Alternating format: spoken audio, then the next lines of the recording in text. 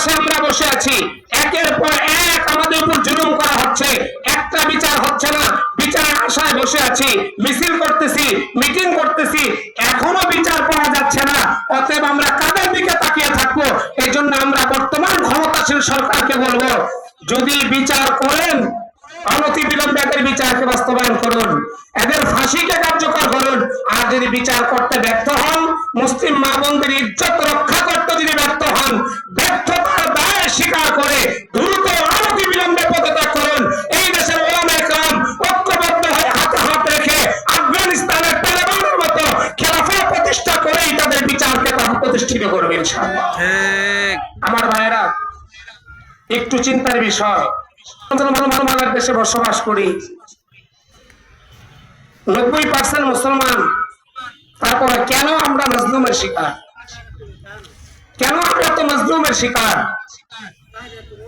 এরা মানবতার দুশ্মন, স্বাধীনতার দুশ্মন। এই দেশে একটা অস্থিতিশীল পরিবেশ তৈরি করার জন্য একের পর এক ষড়যন্ত্র চক্রান্ত তারা করে যাচ্ছে ইসলাম ও মুসলমানের বিরুদ্ধে। এই জন্য সকলে সজাগ দৃষ্টি রাখবো।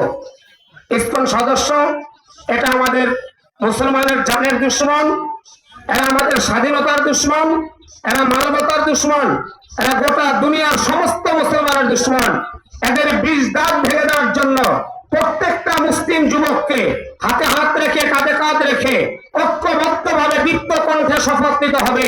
এই শাহজালালের পূর্ণ পবিত্র ভূমিতে এই সমস্ত কুলাঙ্গার ইসকন যারা রয়েছে, এদের একজন সদস্য আমাদের মাদারীপুরের পবিত্র ভূমিতে যদি তাদেরকে পাওয়া যায়, অনতি বিলম্বে প্রশাসন যদি তাদের গ্রেফতার না করে, এদের কোন ধরনের কোন অপতৎপরতা যদি আমাদের এই জমিনের মধ্যে তারা করে, জায়গায় মাটির নিচে দাফন করে দেওয়ার জন্য কারা কারা প্রস্তুত আছেন?